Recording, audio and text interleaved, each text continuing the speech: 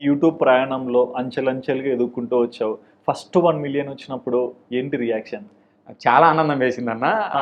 మొత్తం మన తెలంగాణ, ఆంధ్ర అందరిని పిలిపించి ఫంక్షన్ చేశాను 1 మిలియన్ హ్మ్. వచ్చినప్పుడు. హ్మ్. అంటే ఎంతో మంది మనల్ని ఎత్తిపోసారు కదా!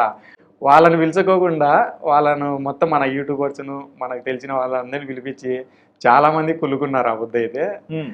వీడు ఇంత స్థాయికి వస్తాడని అనుకోలేదు అనేసి గొప్పగా ఎగ్జాక్ట్‌లీ. చేశాను అప్పుడైతే. అవును. ఆ! అంటే అనుకున్నావా ఏ రోజైనా నాకొక 10,00,000 మందొస్తారు, నాకింత గుర్తింపొస్తుంది, నా పనిని గౌరవిస్తారని అనుకున్నావా? అస్సలుగా అనుకోలేదన్న. ఆ! నన్ను అంటే నాకొక అన్న చెప్పాడు, వివేక్ లంకమల్ అని. హ్మ్. "నీ బలం ఏందంటే నువ్వు రాయలసీమ భాషలో మాట్లాడడమే" అన్నాడు. హ్మ్. "ఆ భాషను మటుకు మార్చాకు" అన్నాడు. చాలా మంది ఎట్లా అంటే చదువుకున్న వాళ్ళు స్టైల్‌గా మాట్లాడతారు కొంచెం. అవును. వాళ్ళకేందంటే బర్రె అంటారు, లేకపోతే గేదె అంటారు. ఆ! మనం ఏమంటామంటే ఎనుములు అంటాం. ఆ! "మీ లాంగ్వేజ్ మార్చరా" అని కామెంట్లు పెడతా అంటారు. ఆ! ఆ! ఈ కానీ భాష అర్థం కావట్లా మన అని. రాయలసీమ భాష మాట్లాడడానికి ఖచ్చితంగా అర్థమవుతుంది. అది ఈ భాష ప్రాధాన్యత అనేది ఉంది కాబట్టి ఆ ప్రాంతానికి ఆ ప్రత్యేకత ఎప్పుడు ఆ! ఉంటది. ఆ!